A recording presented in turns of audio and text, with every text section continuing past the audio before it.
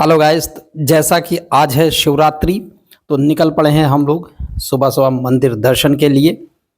तो क्योंकि आज का जो दिन है वो बहुत ही खास है, महाशिवरात्रि का दिन है। आज के दिन माना जाता है कि भगवान शिव और पार्वती जी का विवाह संपन्न हुआ था। तो उससे पहले हम मंदिर पहुंचते तो हम सभी ने बेलपत्र, फूल और जो भी और बहुत सारी चीज़ें जो भगवान शिव को पसंद भी हैं और उन्हें जलाभिषेक में अर्पित की जाती हैं। तो ये देखिए, ये फूल पत्तियाँ हमने खरीदी और फिर हम पहुंच गए मंदिर। बहुत ही पुराना मंदिर है सीताकुंड घाट का। यहाँ पर हम सभी ने डिसाइड किया कि यहाँ पर ये देखिए मंदिर है और यहाँ पर हम पहुँच के जलाभिषेक करें। उससे पहले हम लोग जल लेने के लिए आदि गंगा माँ गोमती के तट पर पहुँचे और वहाँ से जल लिया, जिससे हम भगवान शिव का जलाभिषेक कर सकें। तो ये देखिए, हम लोगों ने घर से ही बॉटल ला रखी थी। जैसी कि परंपरा है कि किसी भी नदी में प्रवेश करने से पहले उनको जो है चरण स्पर्श करते हैं, उनका स्पर्श करते हैं, फिर उसके बाद प्रवेश करते हैं। तो उसको करते हुए फिर हम दोनों लोग गए जल लेने के लिए, क्योंकि आगे थोड़ा सा पानी, क्योंकि आज बहुत सारे लोग स्नान भी कर रहे हैं, आवागमन ज़्यादा होने के कारण मुझे थोड़ा सा पानी आगे की साइड गंदा लगा। तो इसलिए मुझे लगा कि थोड़ा सा अंदर जाके अगर लेते हैं तो पानी अच्छा मिलेगा, क्योंकि भगवान को अर्पित करना, हालांकि नदी का जो पानी होता है वो बहुत शुद्ध होता है, शुद्ध माना जाता है। तो इसलिए हमने डिसाइड किया कि थोड़ा अंदर जाकर अगर पानी लेते हैं तो अच्छा रहेगा। इसलिए मैंने अंदर जाकर पानी ली। हम सभी ने जो है वो कुछ बॉटल भी लेकर गए थे कि जल्दी जल्दी में बाल्टी ले जाना भूल गए थे, क्योंकि जलाभिषेक कई लोगों को करना था। हम कई लोग गए थे, मम्मी थी, बहन, मैं और भाई और अंजलि, अनजान जी भी थी हम लोगों के साथ। तो हम सभी गए थे, तो इसलिए सभी के लिए जल लेना था। तो इसलिए 2 बॉटल थी और बाकी एक लोटा था जिससे जल चढ़ाना था हम सभी को।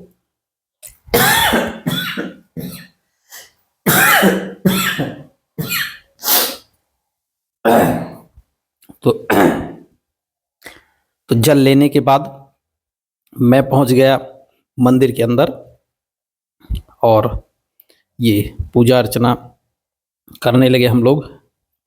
सबसे पहले दही से स्नान, फिर दुग्ध से स्नान, फिर जल से स्नान, फिर शहद, घी, शक्कर और फिर उसके बाद जो है बेलपत्र और बहुत सारी चीज़ें जो हम लेकर गए थे, पुष्प वगैरह। साथ ही साथ जो है फल चढ़ता है, फल भी हम साथ लेके गए थे। फिर आरती और पूजा अर्चना सभी ने बारी बारी से किया। भीड़ काफ़ी ज़्यादा थी, इस वजह से आप देख रहे हैं कि कितनी ज़्यादा भीड़ है, क्योंकि ये मंदिर का जो कैंपस है वो थोड़ा सा छोटा है। पुराना मंदिर है, बहुत ही पुराना नागेश्वर नाथ मंदिर कहा जाता है, इसका नाम है मंदिर का। तो बहुत ही पुराना मंदिर है। मुझे लगता है कि मैं अपने बचपन से देख रहा हूँ और ये उससे भी पुराना मंदिर है।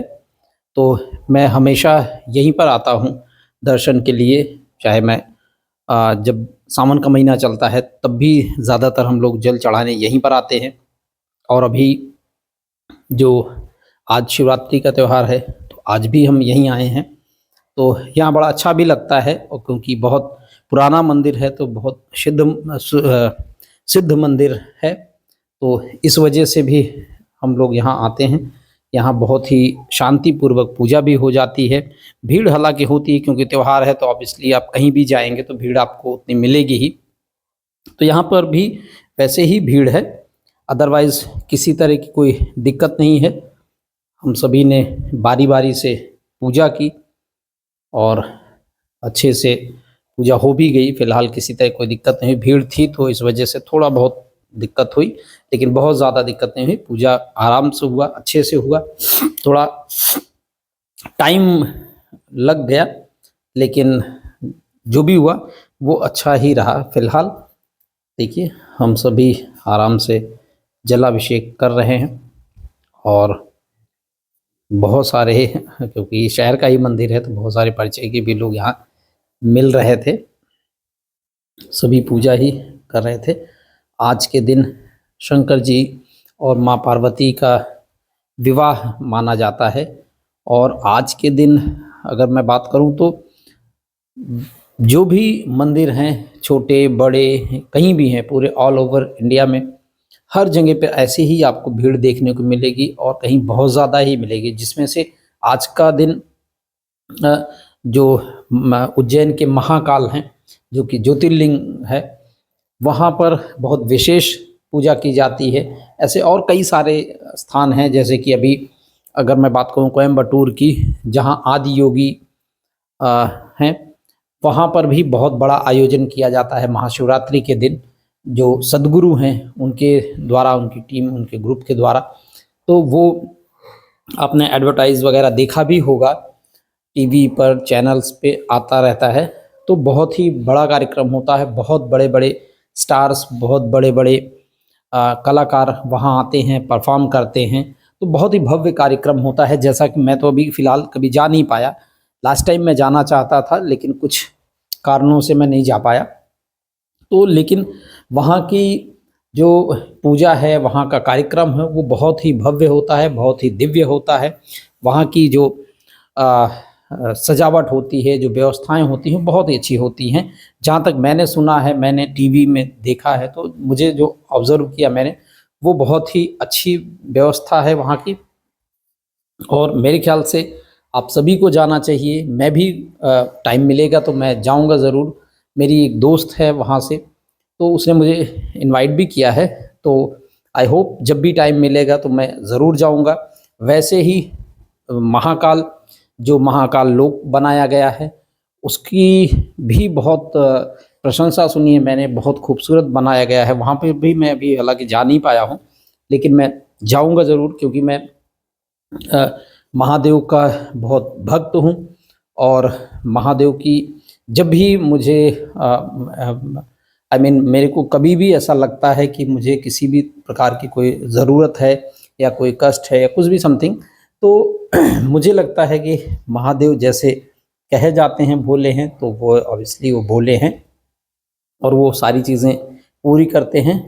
तो आज की पूजा की अगर बात की जाए तो इसी प्रकार से लगभग जो भी बड़े स्थान हैं, जो भी बड़े या छोटे, आप उसको इस तरह से नहीं कह सकते हैं फ़िलहाल, सभी स्थानों पर ऐसी ही भीड़ आपको देखने को मिलेगी।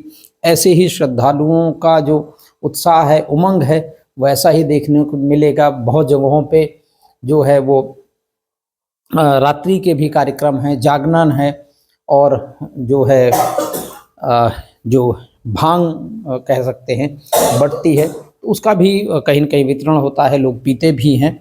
मैंने तो फ़िलहाल कभी नहीं पिया है, लेकिन बहुत सारे जगहों पे जो है भांग का वितरण होता है। शाम को लोग पीते भी हैं, डांस करते हैं, और सारे कार्यक्रम होते हैं।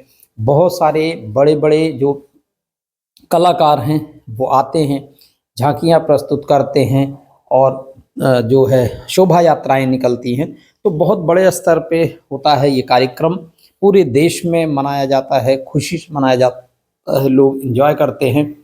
और जैसा कि आप सभी जानते हैं कि जो महादेव हैं वो तीनों लोकों के देव कहे जाते हैं, और सभी देवों में सबसे ज़्यादा माने जाने वाले और बहुत ही भोले हैं। आप इनसे एक बार मांगते हैं, ये आपको सदैव देने के लिए तत्पर होते हैं। इसीलिए शायद इन्हें भोले कहा जाता है, और यही कारण है कि आपने भस्मासुर की भी कहानी सुनी रही होगी। तो भस्मासुर की कहानी, ये देखिए हम लोग बाहर निकले पूजा अर्चना करने के बाद, तो हम लोगों ने टीका लगवाया, और यहाँ पर एक बहन जी थी, वो टीका लगा रही थी। तो हम लोगों ने सभी ने बारी बारी से टीका लगवाया, क्योंकि हम कई लोग थे तो इसलिए बारी बारी से टीका लगाया गया। ये बहन जी ने टीका लगवाया, फिर उसके बाद मैं भी अपनी बारी का इंतज़ार कर रहा था कि कब मेरा टर्न आए। तो मैंने अपने टर्न पर लगवाया। तो हम सभी ने फ़िलहाल टीका लगवाया, क्योंकि पूजा हो चुकी थी। तो टीका लगाने के बाद हम सभी को घर ही आना था। मैंने भी टीका लगवाया, बहुत अच्छा लग रहा था। बहुत शीतल होता है जब आप इसको लगाएंगे, तो मलिया गिर और कई सारी चीज़ें इसमें मिक्स होती हैं, बहुत ठंडक प्रदान करता है ये टीका। तो हम सभी ने टीका लगवाया, और टीका लगाने के बाद फिर धीरे धीरे घर को प्रस्थान करना था, क्योंकि लगभग 11-12 का टाइम होने वाला था। तो हम सभी को घर भी वापस आना था। ये हम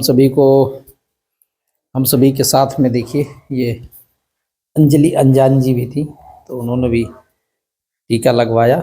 और हम सभी टीका लगाकर फिर धीरे धीरे घर की तरफ निकले, क्योंकि धूप भी बहुत हो रही थी और पूजा ऑलमोस्ट हो ही चुकी थी, तो घर भी आना था।